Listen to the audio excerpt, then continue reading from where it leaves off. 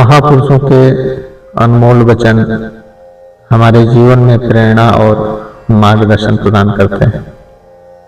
ये वचन उन व्यक्तियों द्वारा कहे गए हैं जिन्होंने अपने जीवन और कार्यों से समाज पर अमिट छाप छोड़ी है। उनके विचार और सिद्धांत आज भी हमें सच्चाई, ईमानदारी और साहस के पथ पर ले चलने के लिए प्रेरित करते हैं। चाहे वो संघर्ष के समय में हिम्मत देने वाले वचन हो या फिर सफलता के मार्ग पर प्रेरणा देने वाले, हर वचन आपके जीवन को सकारात्मक दिशा में ले जाने का समर्थ रखता है। आइए इन महान व्यक्तियों के अनमोल वचनों से प्रेरित हों और अपने जीवन में सकारात्मक बदलाव लाएं। इस क्रम में पंडित श्री राम शर्मा आचार्य जी द्वारा दिए गए प्रवचनों की एक श्रृंखला की शुरुआत करते हैं। गायत्री मंत्र हमारे साथ साथ।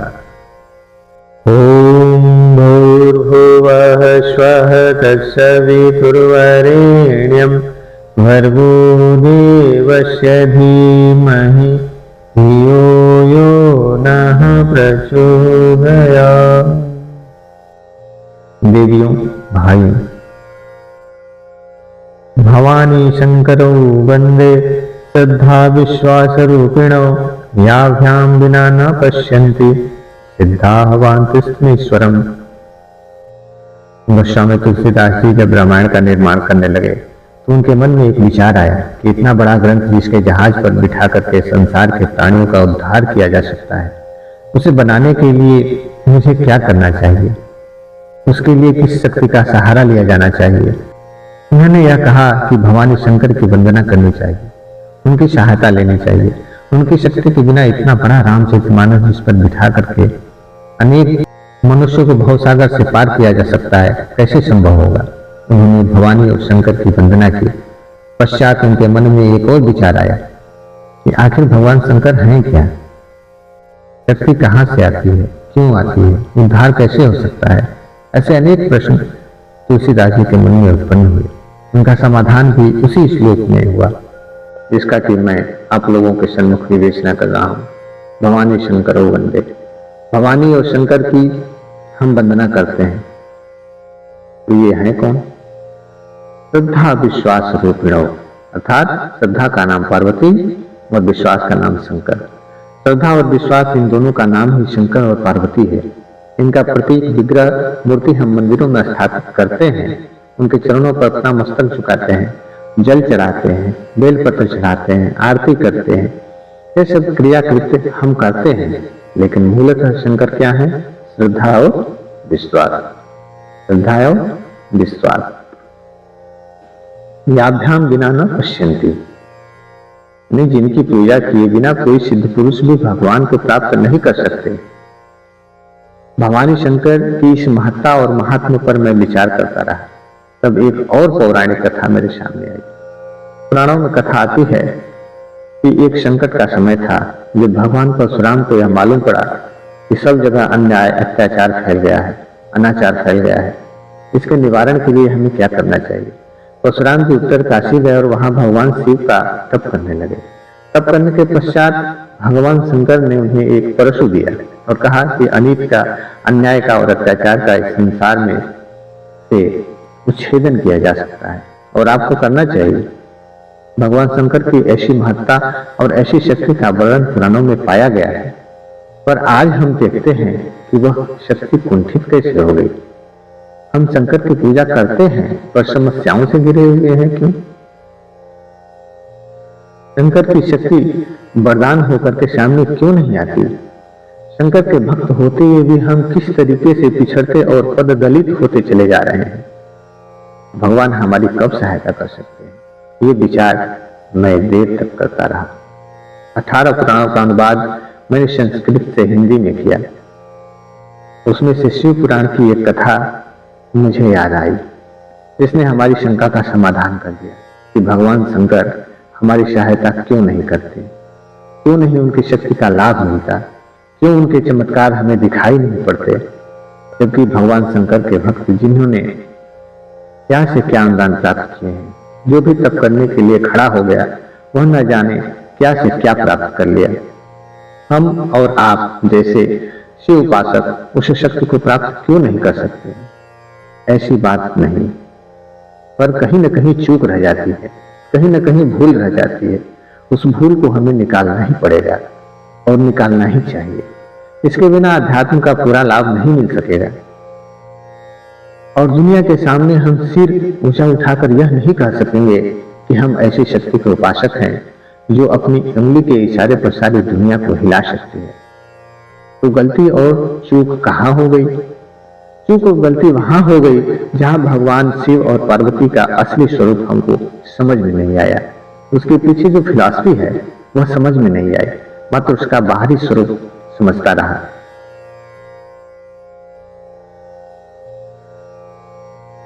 भगवान शंकर का भी एक कलेवर है और एक प्राण है, एक बहिरंग स्वरूप है और एक अंतरंग स्वरूप। जब पॉजिटिव और नेगेटिव दोनों तारों को मिलाते हैं तो स्पार्क होता है, करंट चालू हो जाता है। बहिरंग रूप के बारे में आप जानते हैं और जिस तक आप सीमित हो गए हैं वह कलेवर है, जो मंदिर में बैठा हुआ है, जिसके चरणों में हम मस्तक झुकाते हैं, जल चढ़ाते हैं, पूजा करते हैं, प्रार्थना करते हैं, आरती उतारते हैं और जय जयकार करते हैं, वह बहिरंग कलेवर है। उसकी भी सख्त जरूरत है, परंतु यही सब कुछ है ऐसा नहीं। हमें अंतरंग रूप के बारे में भी जानना चाहिए। शिव है क्या? शिव का तत्व ज्ञान। शिव भारतीय धर्म के प्रमुख देवता हैं। ब्रह्मा और विष्णु के त्रिवर्ग में उनकी गणना होती है। पूजा और उपासना में शिव और उनकी शक्ति की प्रमुखता होती है। उन्हें सरलता की मूर्ति माना जाता है। 12 ज्योतिर्लिंगों के नाम से उनके विशालकाय तीर्थ स्वरूप देवालय भी बने हुए हैं। साथ ही यह भी होता है कि खेत के मेड़ पर किसी वृक्ष की छाया में छोटी सी चबूतरी बना करके गोल पत्थर की उनकी प्रतिमा बना ली जाती है। पूजा के लिए एक लोटा जल चढ़ा दिया जाता है। संभव हो तो बेलपत्र भी चढ़ाया जाता है।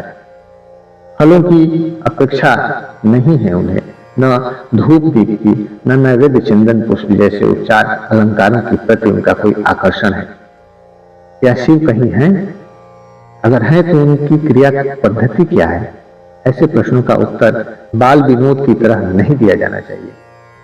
उनका वर्चस्व साधारण मनुष्य जैसा नहीं है कि उन्हें रोटी, कपड़ा और मकान जैसी अनिवार्य साधन सामग्री जुटानी पड़े। वे सर्वव्यापी हैं, वे निराकार है, सूक्ष्म अपने आप में एक आकार है, इतना विस्तृत और व्यापक इसमें यह सारा संसार, सारा ब्रह्मांड आसानी से समा सके। इस सृष्टि के प्राणी और सभी पदार्थ 3 स्थितियों में होकर गुजरते हैं। एक उत्पादन, दूसरा अभिवर्धन और तीसरा संतुलन या परिवर्तन। सृष्टि की उत्पादक प्रक्रिया को ब्रह्मा, अभिवर्धन को विष्णु और परिवर्तन को शिव कहते हैं। मरण के साथ जन्म का यहाँ अनवरत क्रम है। बीज गलता है तो नया पौधा पैदा होता है। गोबर सड़ता है तो उसकी खाद पौधों की बढ़ोतरी में असाधारण रूप से सहायक होती है। पुराना कपड़ा छोटा पड़ने पर या फटने पर उसे गलाकर कागज बनाया जाता है। नए वस्त्र की तत्काल व्यवस्था होती है। उसी उपक्रम को शिव कहा जा सकता है। वह शरीरगत अगणित जीव कोशिकाओं के मरते जन्मते रहने से भी देखा जा सकता है और सृष्टि के जरा जीर्ण होने पर महाप्रलय के रूप में भी। स्थिरता तो जड़ता है। शिव को निष्क्रियता नहीं सुहाती। गतिशीलता ही उन्हें अभिष्ट है। गति के साथ परिवर्तन अनिवार्य है। शिव तत्व को सृष्टि की अनवरत परिवर्तन प्रक्रिया में झांकते देखा जा सकता है। भारतीय तत्व ज्ञान अध्यवसायी कलाकार और कल्पना भाव संवेदना के धनी भी रहे हैं। उन्होंने प्रवृत्तियों को मानुषी काया का स्वरूप दिया है। विद्या को सरस्वती, संपदा को लक्ष्मी एवं पराक्रम को दुर्गा का रूप दिया गया है। उसी प्रकार अनेकानेक तत्व तथ्य देवी देवताओं के नाम से इन्हीं काय कलेवरों में प्रतिष्ठित किए गए हैं। तत्व ज्ञानियों के अनुसार देवता एक से बहुत बने हैं। समुद्र का जल एक होते हुए भी उसकी लहरें ऊंची नीची भी दिखती हैं और विभिन्न आकार प्रकार के भी। परब्रह्म एक है तो भी उसके अनेक अंग अवयवों की तरह देव वर्ग की मान्यता आवश्यक जान पड़ती है। उसी अलंकारिक संरचना में शिव को ही मूर्धन्य स्थान मिला हुआ है। ये प्रकृति क्रम के साथ गुथकर पतझड़ के पीले पत्तों को गिराते तथा बसंत के पल्लव और फूल खिलाते रहते हैं। इन्हें शमशानवासी कहा जाता है। मरण भयावह नहीं है और न ही उसमें असुचिता है। गंदगी तो सड़न से फैलती है। काया को विधिवत अंत्येष्टि कर दी गई तो सड़न का प्रश्न ही नहीं रहा। हर व्यक्ति को मरण के रूप में शिव सत्ता का ज्ञान बना रहे, इसीलिए उन्होंने अपना डेरा शमशान में डाला है। वहीं बिखरी भस्म को शरीर पर मल लेते हैं ताकि ऋतु प्रभावों का असर उनके ऊपर न पड़े। मृत्यु को जो भी जीवन के साथ उठा हुआ देखता है, उस पर न आक्रोश के अपात का आक्रमण होता है और न ही भीरुता के शीत का। वह निर्विकल्प निर्भय बना रहता है। वे बाघ का चर्म धारण करते हैं। जीवन में ऐसे ही साहस और पौरुष की आवश्यकता है जिसमें बाघ जैसे अनर्थों और अनिष्टों की चमड़ी उधेड़ी जा सके और उसे कमर में कसकर बांधा जा सके। शिव जब उल्लास विभोर होते हैं तो मुंडों की माला गले में धारण करते हैं। यह जीवन की अंतिम परिणति और सौगात है जिसे राजा व रंक समानता में छोड़ते हैं। न प्रबुद्ध ऊंचा रहता है और न अनपढ़ नीचा, सभी एक सूत्र में पिरो दिए जाते हैं। यही समस्त योग है। विषमता यहाँ नहीं भटकती।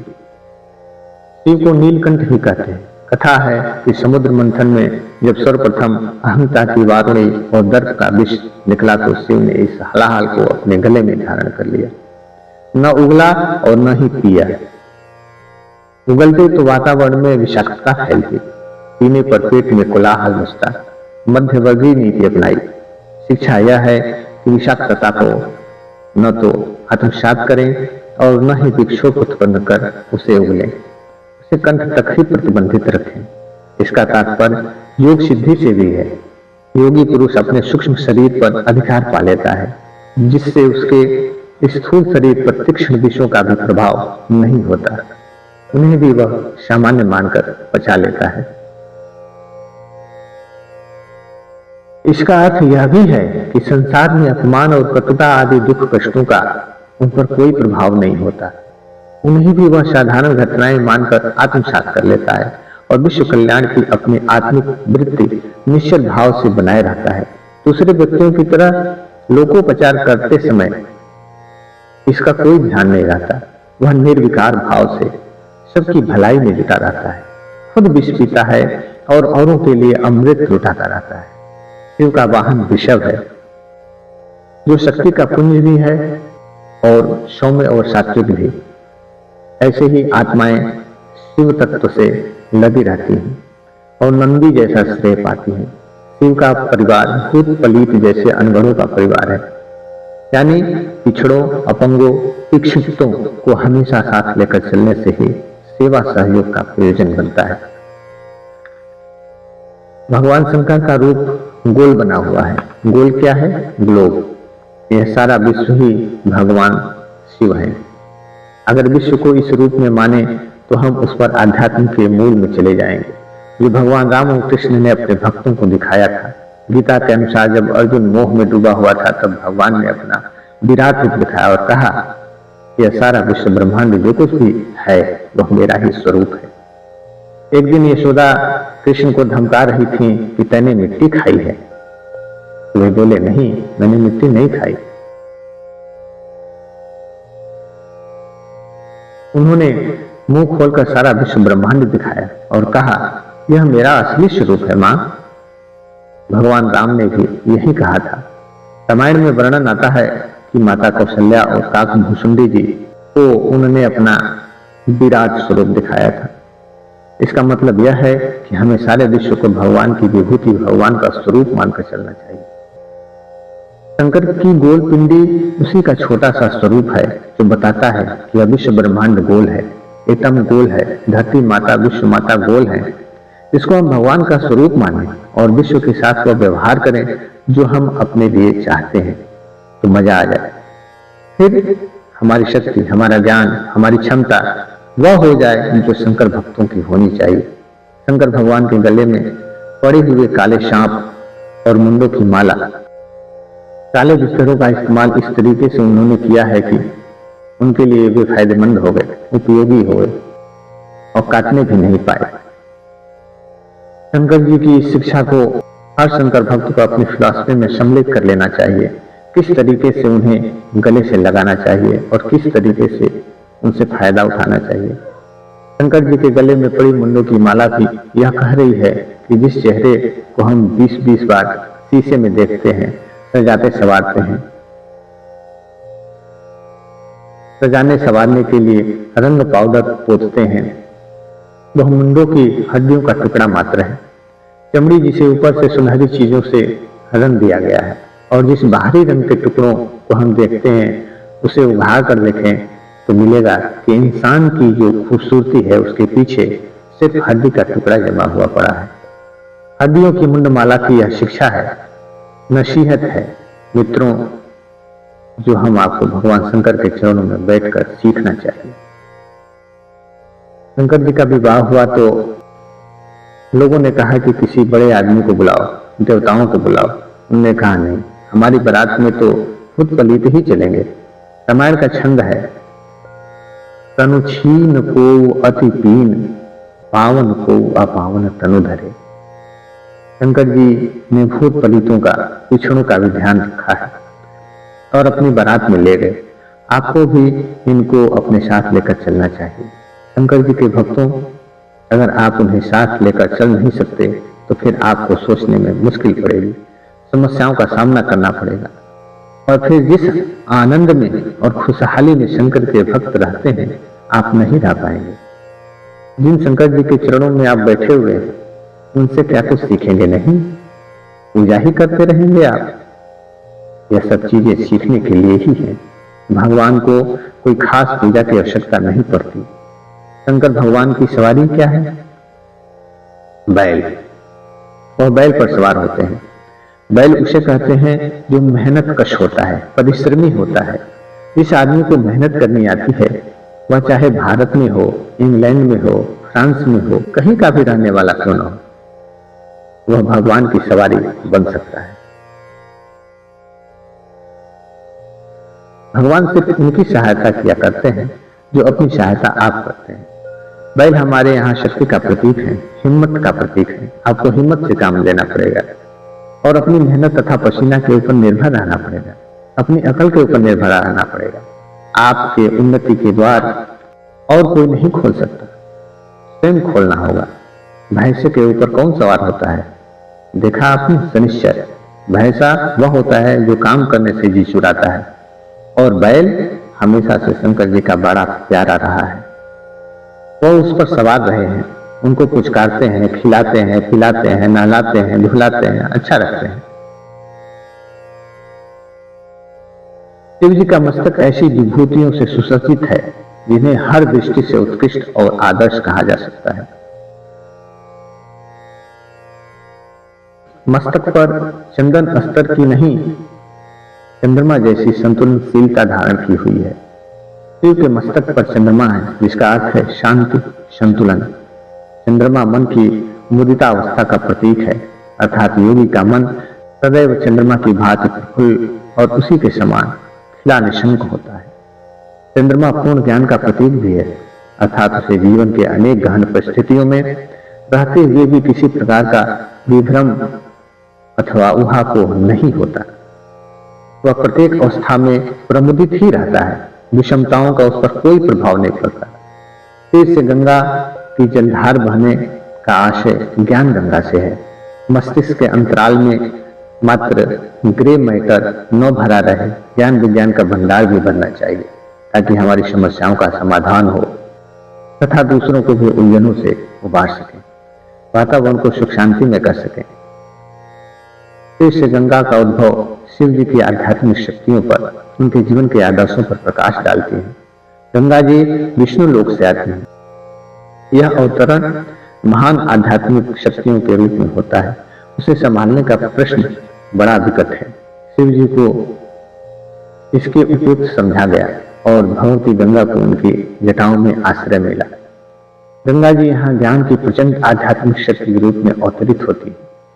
लोक कल्याण के लिए उन्हें धरती पर उतार लेने की यह प्रक्रिया इस कारण होती बताई गई है ताकि अज्ञान से भरे लोगों को जीवन दान मिल सके। और उस ज्ञान को धारण करना भी तो कठिन बात है। जिसे शिव जैसा संकल्प शक्ति वाला महापुरुष ही धारण कर सकता है। अर्थात महान बौद्धिक क्रांतियों का सृजन भी कोई ऐसा व्यक्ति ही कर सकता है जिसके जीवन में भगवान शिव के आदर्श समाये हुए हैं। वही ब्रह्म ज्ञान को धारण कर उसे लोक हितार्थ प्रवाहित कर सकता है। शिव के 3 नेत्र हैं। तीसरा नेत्र ज्ञान चक्षु है, दूरदर्शी विवेकशीलता का प्रतीक। इसकी पलकें उभरते ही कामदेव जलकर भस्म हो गया। सद्भाव के भगीरथ के साथ ही यह तृतीय नेत्र का दुर्वासा भी विद्यमान है और अपना ऋषित्व स्थिर रखते हुए भी दुष्टता को उन्मुक्त नहीं विचरने देता, मन मर्दन करके ही रहता है। वस्तुतः यह तृतीय नेत्र सृष्टा ने प्रत्येक मनुष्य को दिया है। सामान्य परिस्थितियों में यह विवेक के रूप में जागृत रहता है, पर वह अपने आप में इतना सशक्त और पूर्ण होता है कि काम वासना जैसे गहन प्रकोप भी उसका कुछ नहीं बिगाड़ सकता। उन्हें भी जला डालने की क्षमता उसके विवेक में बनी रहती है। यदि तीसरा नेत्र खुल जाए तो सामान्य मनुष्य भी बीज गलने जैसा दुस्साहस करके विशाल वृक्ष बनने का असंख्य गुना लाभ प्राप्त कर सकता है। तृतीय नेत्र उन्मिलन का तात्पर्य है अपने आप को साधारण क्षमता से उठाकर विशिष्ट श्रेणी में पहुंचा देना। 3 भवबंधन माने जाते हैं, लोभ, मोह और अहंकार। इन तीनों को ही नष्ट करने वाले ऐसे एक अस्त्र की त्रिपुरारी शिव को आवश्यकता है जो हर क्षेत्र में औचित्य की स्थापना कर सके। यह शस्त्र त्रिशूल रूप में धारण किया गया जो ज्ञान, कर्म और भक्ति की पैनी धाराओं का है। शिव डमरू बजाते हैं और मौज आने पर नृत्य भी करते हैं। वह प्रलयंकर की मस्ती का प्रतीक है। व्यक्ति उदास, निराश और खिन्न विपन्न बैठकर अपनी उपलब्ध शक्तियों को न खोए, पुलकित प्रफुल्लित जीवन जिए। शिव यही करते हैं, इसी नीति को अपनाते हैं। उनका डमरू ज्ञान, कला, साहित्य और विजय का प्रतीक है। वह पुकार पुकार कर कहता है कि शिव कल्याण के देवता है। उनके विचारों रूपी खेत में कल्याणकारी योजनाओं के अतिरिक्त और किसी वस्तु की उपज हो ही नहीं सकती। विचारों में कल्याण की समुद्री लहरें हिलोरे लेती हैं। उनके हर शब्द में सत्यम, शिवम, सुंदरम की ध्वनि निकलती है। डमरू से निकलने वाली सात्विकता की ध्वनि सभी को मंत्रमुग्ध सा कर देती है और जो भी उनके समीप आता है अपना सा कर लेती है और जो भी उनके समीप आता है अपना सा बना लेती है। शिव का आकार लिंग स्वरूप माना जाता है, जिसका अर्थ यह है कि सृष्टि साकार होते हुए भी उसका आधार आत्मा है। ज्ञान की दृष्टि से उसके भौतिक सौंदर्य का कोई बड़ा महत्व नहीं है। मनुष्य को आत्मा की उपासना करनी चाहिए, उसी का ज्ञान प्राप्त करना चाहिए। सांसारिक रूप, सौंदर्य और विविधता में घसीट कर उस मौलिक सौंदर्य को तिरोहित नहीं करना चाहिए। गृहस्थ होकर भी पूर्ण योगी होना शिव के जीवन की महत्वपूर्ण घटना है। सांसारिक व्यवस्था को चलाते हुए भी वे योगी रहते हैं, पूर्ण ब्रह्मचर्य का पालन करते हैं। वे अपने धर्म पत्नी को भी मातृशक्ति के रूप में देखते हैं। यह उनकी महानता का दूसरा आदर्श है। सिद्धियां उनके पास रहने में गर्व महसूस करती हैं, गर्व का अनुभव करती हैं। यहाँ उन्होंने यह सिद्ध कर दिया है कि गृहस्थ रहकर भी आत्म कल्याण की साधना असंभव नहीं है। जीवन में पवित्रता रखकर उसे हंसते खेलते पूरा किया जा सकता है। शिव के प्रिय आहार में एक चीज सम्मिलित है, भांग। भांग अर्थात विच्छेद, विनाश, माया और जीव की एकता का भंग, अज्ञान आवरण का भांग, संकीर्ण स्वार्थपरता का भांग, कषाय कल्मशों का भांग। यही है शिव का रुचिकर आहार। जहां शिव की कृपा होती है वहां अंधकार की निशा भंग हो रही होगी और कल्याणकारक अरुणोदय का पुण्य लाभ मिल रहा होगा। शिव को पशुपति कहा गया है। पशुत्व की परिधि में आने वाली दुर्भावनाओं और दुष्ट प्रवृत्तियों का नियंत्रण करने का नाम है पशुपति। नर पशु के रूप में रह रहा जीवन जब कल्याणकर्ता शिव की शरण में आता है तो तो सहज ही पशुता का निराकरण हो जाता है और क्रमशः मनुष्यत्व और देवत्व का उदय होने लगता है। महामृत्युंजय मंत्र में शिव को त्र्यंबक और सुगंध पुष्टिवर्धनम कहा गया है। विवेक दान को त्रिवर्ग कहते हैं। ज्ञान, कर्म और भक्ति भी त्र्यंबक है। इस त्रिवर्ग को अपनाकर मनुष्य का व्यक्तित्व प्रत्येक दृष्टि में परिपुष्ट व परिपक्व हो जाता है। उसकी समर्थता और संपन्नता बढ़ती है। साथ ही श्रद्धा, सम्मान भरा सहयोग उपलब्ध करने वाले यशस्वी उपलब्धियां भी करतलगत होती हैं। यही सुगंध है। गुण कर्म स्वभाव की उत्कृष्टता का प्रतिफल यश और बल के रूप में प्राप्त होता है, इसमें तनिक भी संदेह नहीं है। इसी रहस्य का उद्घाटन महामृत्युंजय मंत्र में विस्तार पूर्वक किया गया है। देवताओं की शिक्षाओं और प्रेरणाओं को मूर्तमान करने के लिए अपने ही हिंदू समाज में प्रतीक पूजा की व्यवस्था की गई। जितने भी देवताओं के प्रतीक हैं, उनके पीछे कोई न कोई संकेत भरा पड़ा है, प्रेरणाएं और दिशाएं भरी पड़ी है। अभी भगवान शंकर का उदाहरण दे रहा था मैं आपको, और यह कह रहा था कि सारे विश्व का कल्याण करने वाले शंकर जी की पूजा और भक्ति के पीछे जिन सिद्धांतों का समावेश है, हमको उन्हें सीखना चाहिए, जानना चाहिए और जीवन में उतारना भी चाहिए। लेकिन हम उन सब बातों को भूलते हुए चले गए और केवल चिन्ह पूजा तक सीमाबद्ध रह गए। विश्व कल्याण की भावना को भी हम भूल गए, जिसे हम शिव अर्थात कल्याण की दृष्टि रख करके हमको कदम उठाने चाहिए और हर क्रियाकलाप एवं सोचने के तरीके का निर्माण करना चाहिए।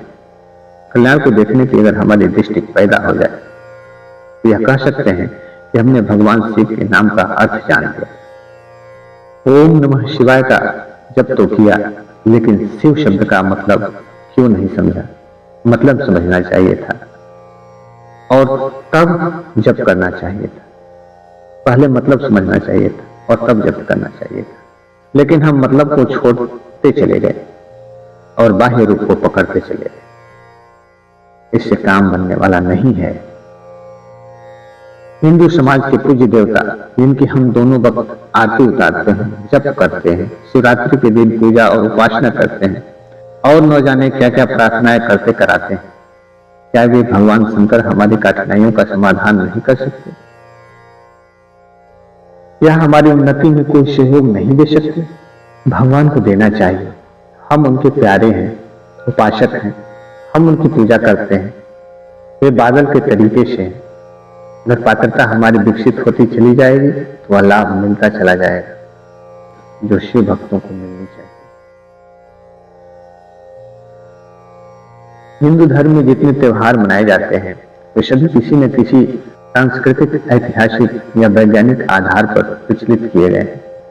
यह बात दूसरी है कि बहुत अधिक समय बीत जाने और राजनैतिक, सामाजिक तथा आर्थिक परिस्थितियों में परिवर्तन हो जाने से उसका महत्व हमको पूर्ववत नहीं जान पड़ता। तो भी यदि हम उनको उचित रीति से मनाएं, उसमें उत्पन्न हो गई त्रुटियों को दूर कर दें, तो उनसे अभी भी बहुत कुछ लाभ उठाया जा सकता है।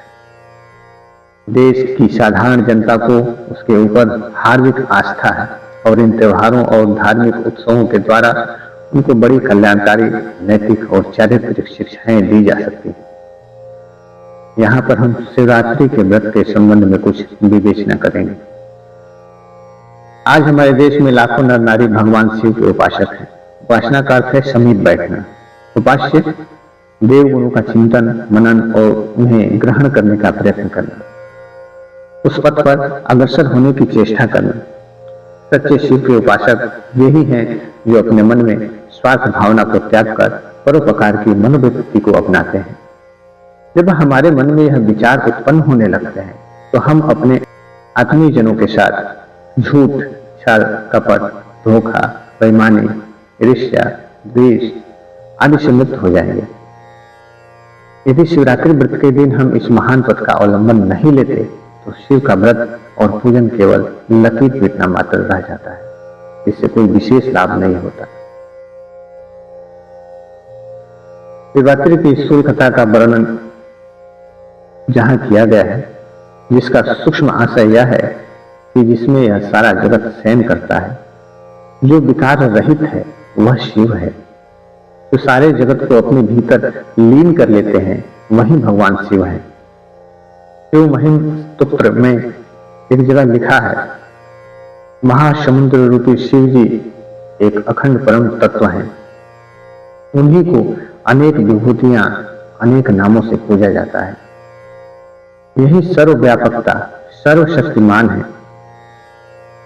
यही व्यक्त अव्यक्त रूप में क्रमशः सगुण ईश्वर और निर्गुण ब्रह्म कहे जाते हैं तथा यही परमात्मा जगदात्मा शंकर रुद्र आदि नामों से संबोधित किए जाते हैं। यह भक्तों को अपनी गोद में रखने वाले आशुतोष हैं। यही त्रिविध तापों का शमन करने वाले हैं तथा यही वेद और प्रणव के उद्गम हैं। इन्हीं को वेदों में नेति नेति कहा जाता है। साधना पथ में यही ब्रह्मवादियों के ब्रह्म, सांख्य मतावलंबियों के पुरुष तथा योग पथ में आरूढ़ होने वाले की प्रणव की अर्धमात्रा है। जो सुखादि प्रदान करती है वह रात्रि है, क्योंकि दिन भर की थकावट को दूर करके नवजीवन का संचार करने वाली यही है। ऋग्वेद के रात्रि सूक्त में इसकी प्रशंसा की गई है। कहा है, हे रात्रे, अशिष्ट जो तम है हमारे पास न आवे। शास्त्र में रात्रि को नित्य प्रलय और दिन को नित्य सृष्टि कहा गया है। एक से अनेक की और कारण से कार्य की ओर जाना ही सृष्टि और उसके विपरीत अनेक से एक और कार्य से कारण की ओर जाना प्रलय है। दिन में हमारा मन प्राण और इंद्रियां हमारे भीतर से बाहर निकलती बाहरी प्रपंच की ओर दौड़ती हैं और रात्रि में फिर बाहर से भीतर की ओर वापस आकर शिव की ओर प्रवृत्त हो जाती है। इसी से दिन सृष्टि का और रात्रि प्रलय का द्योतक है। समस्त भूतों का अस्तित्व मिटाकर परमात्मा से आत्म समाधान की साधना ये शिव की साधना है। इस प्रकार शिवरात्रि का अर्थ होता है कि वह रात्रि जो आत्मानंद प्रदान करने वाली हो, जिसका शिव से विशेष संबंध है। फाल्गुन कृष्ण चतुर्दशी की रात्रि को यह विशेषता सर्वाधिक पाई जाती है। ज्योतिष शास्त्र के अनुसार जिस दिन चंद्रमा का परमात्मा रूपी सूर्य के साथ भी योग होता है, अतएव फाल्गुन कृष्ण चतुर्दशी को की गई साधना से जीवात्मा का शीघ्र विकास होता है। शिव जी के रूप में दूसरी व्याख्या है, वह यह है कि अन्य समस्त देवता वैभव और अधिकार के अभिलाषी बताए गए हैं। वहां शिव जी ही एकमात्र ऐसे देवता हैं जो संपत्ति और वैभव के बजाय त्याग और अकिंचनता का वर्णन करते हैं। अन्य देवता जहां सुंदर रेशमी वस्त्रों से अलंकृत किए जाते हैं, वहां शिव जी सदा से परिछाल पहने भस्म लपेटे दीन जनों के रूप में रहते हैं। इसी त्याग और अपरिग्रह के कारण वे देवताओं में महादेव कहलाते हैं। इस प्रकार शिव जी का आदर्श हमको शिक्षा देता है कि यदि परमात्मा ने हमको योग्यता और शक्ति दी है तो हम उसका उपयोग शान शौकत दिखलाने की बजाय परोपकार और सेवा के लिए करें। शिव जी का उदाहरण यह भी प्रकट करता है कि जिसे जितनी अधिक शक्ति मिली है उसका उत्तरदायित्व भी उतना अधिक होता है। इस प्रकार समुद्र मंथन के समय हलाहल विष निकलने पर उसे पीने का साहस शिव जी के सिवाय और कोई नहीं कर सका। उसी प्रकार हमें भी यही परमात्मा ने विशेष धन बल विद्या आदि प्रदान किए हैं, तो उसका उपयोग दीन दुखी और कष्ट ग्रसित लोगों के उपकार के लिए करना चाहिए। एक विदेशी विद्वान ने लिखा है, ऋग्वेद व अथर्ववेद ने शिव के रुद्र रूप को मंगलमय बताया है। समस्त वैदिक साहित्य में उन्हें अग्नि का रूप माना गया है। अग्नि और शिव के नाम में परस्पर घनिष्ठ संबंध है। सारे महाभूतों में अग्नि ही एक ऐसा तत्व है जो भय को सहन नहीं कर सकता। अग्नि का गुण संहार न समझकर रचना मानना अधिक युक्तियुक्त है। अग्नि के इन दोनों स्वरूपों से मनुष्य की वास्तविकता की भी शिक्षा और परीक्षा हो जाती है। यहाँ पर हम यह भी कह देना आवश्यक समझते हैं कि अग्नि का संबंध गायत्री से भी है और इस महामंत्र में अग्नि की सारी शुभ शक्तियां पूंजीभूत है। गायत्री मंजरी में शिव पार्वती संवाद आता है, जिसमें पार्वती भगवती पूछती हैं कि हे देव, आप किस योग की उपासना करते हैं जिससे आपको परम सिद्धि प्राप्त हुआ है। शिव इस संसार में आदि योगी थे, योग के सभी भेदों को मालूम कर चुके थे। उन्होंने उत्तर दिया, गायत्री ही वेद माता है और पृथ्वी ही सबसे पहले सबसे बड़ी शक्ति है। वह संसार की माता है। गायत्री भूलोक की कामधेनु है। इससे सब कुछ प्राप्त किया जा सकता है। ज्ञानियों ने योग के सभी क्रियाओं के लिए गायत्री को ही आधार माना है। इस प्रकार विदित होता है कि भगवान शंकर हमें गायत्री योग द्वारा आत्मोत्थान की ओर अग्रसर होने का आदेश देते हैं। पर पिछले कुछ समय से लोग इस तथ्य को भूल गए हैं और उन्होंने भांग पीना तथा बढ़िया पकवान बनाकर खा लेना ही शिवरात्रि के व्रत का सारांश समझ लिया है।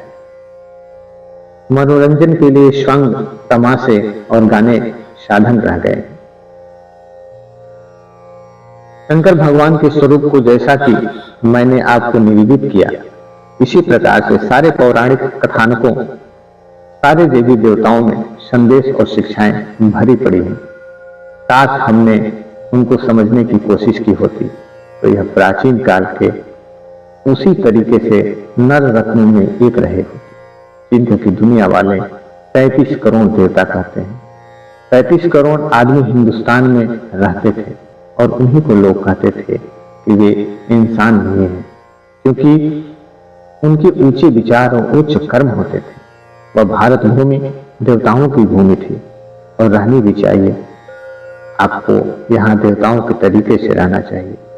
देवता जहाँ कहीं भी जाते हैं वहाँ शांति, सौंदर्य, प्रेम और सन्मति पैदा कर देते हैं।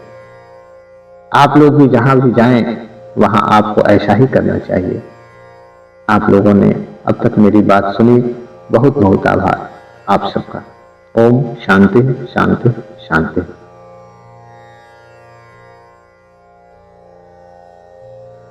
सबके लिए सद्बुद्धि, सबके लिए उज्जवल भविष्य, यही हमारी ईश्वर से प्रार्थना है। हमारे YouTube चैनल अध्यात्म को सब्सक्राइब करें और वीडियो पसंद आए तो लाइक करें। वीडियो को आप अपने दोस्तों व मित्रों के साथ शेयर करें और बेल आइकन दबाना ना भूलें, जिससे आगे की गतिविधियां प्राप्त हो सके। धन्यवाद।